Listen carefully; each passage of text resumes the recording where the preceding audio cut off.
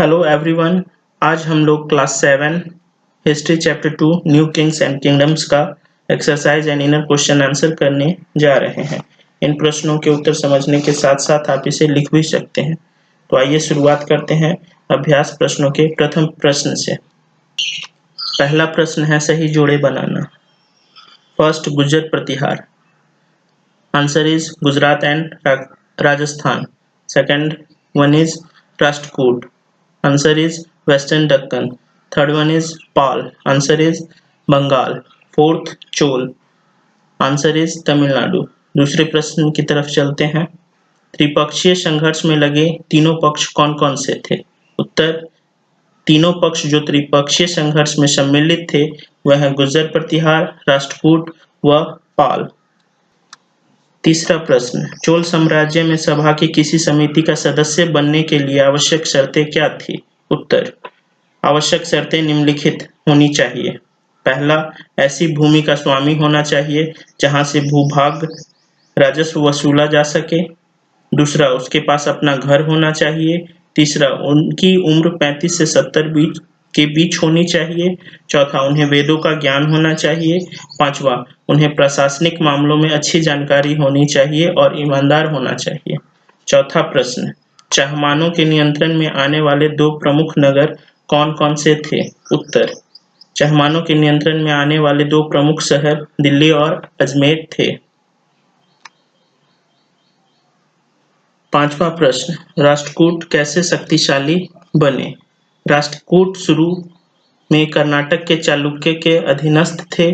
8वीं सदी के मध्य में एक राष्ट्रकूट प्रधान दंती दुर्ग ने अपने चालुक्य स्वामी की अधीनता से इनकार किया, उसे हराया और हिरण्यगर्भ नाम एक अनुष्ठान किया। यह अनुष्ठान ब्राह्मणों की सहायता से संपन्न किया जाता था। तो यह माना जाता था कि इससे याजक जन्मना क्षत्रिय न होते हुए भी क्षत्रिय के रूप में क्षत्रियत्व प्राप्त कर लेगा। इसके बाद वे गुर्जर प्रतिहार और पाल राजवंशों के साथ लड़े और शक्तिशाली बन गए। छठा प्रश्न, नए राजवंशों ने स्वीकृति हासिल करने के लिए क्या किया? स्वीकृति प्राप्त करने के लिए नए राजवंश ने धन और शक्ति प्राप्त की और खुद को महासामंत आदि घोषित किया और अपने अधिपति से स्वतंत्रता प्राप्त की। दूसरा, उन्होंने ब्राह्मणों की मदद से खुद को क्षत्रिय घोषित करने के लिए अनुष्ठान किया। तीसरा, उन्होंने अपने धन को संग्रहित करने के लिए बड़े मंदिरों का निर्माण किया और युद्ध में मंदिरों का उपयोग किया। उन्हें स्वतंत्र होने के लिए कई युद्ध लड़े। सातवां प्रश्न, तमिल क्षेत्र में किस तरह की सिंचाई व्यवस्था का विकास हुआ?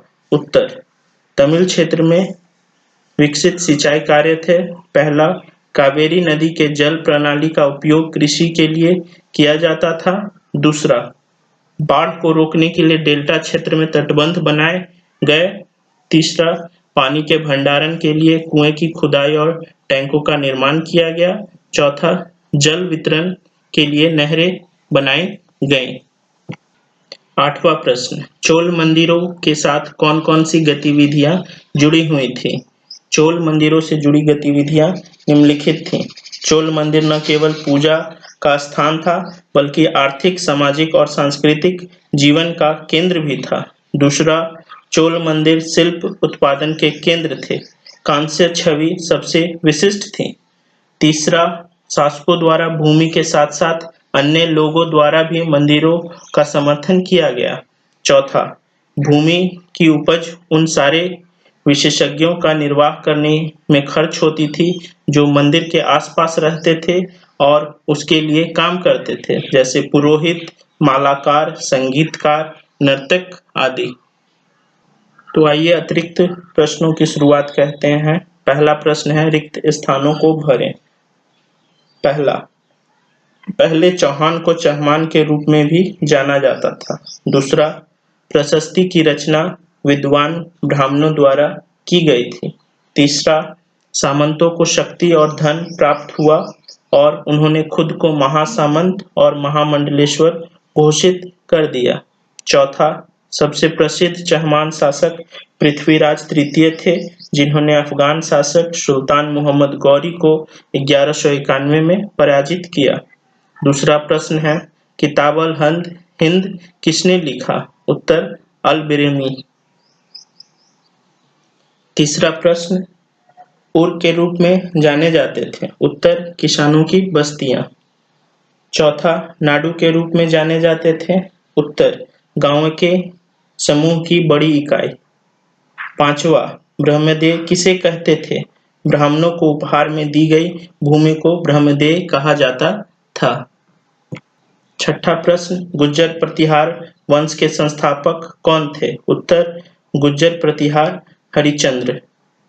सातवां प्रश्न, उस चोल शासक का नाम जिसने नेवी का विकास किया? उत्तर राजेंद्र प्रथम।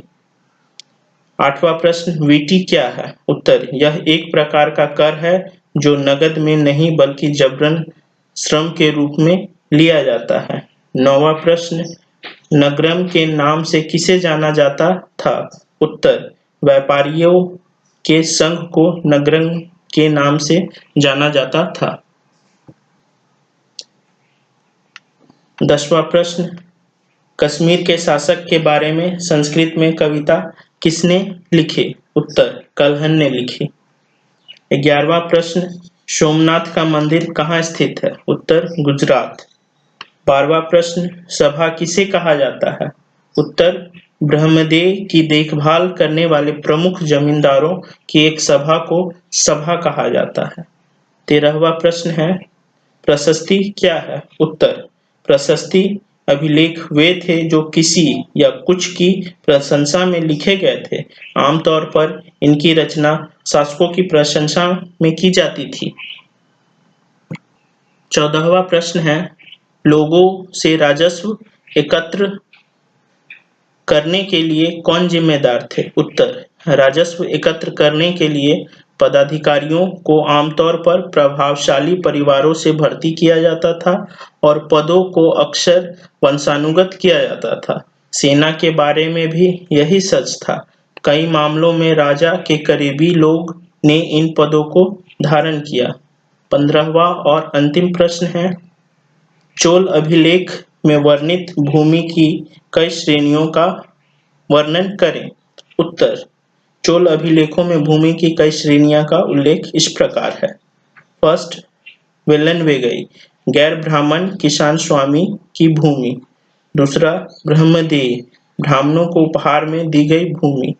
तीसरा, शलाभोग किसी विद्यालय के रखरखाव के लिए भूमि। चौथा, देवदान या तिरुमट्टुकनी मंदिर को उपहार में दी गई भूमि। पांचवा, पल्ली छंदनम संस्थानों को दान में दी गई भूमि। आशा करता हूं आप लोग सभी प्रश्नों को अच्छी तरह समझ पाए होंगे और समझने के साथ साथ इसे लिख भी सकते हैं। धन्यवाद।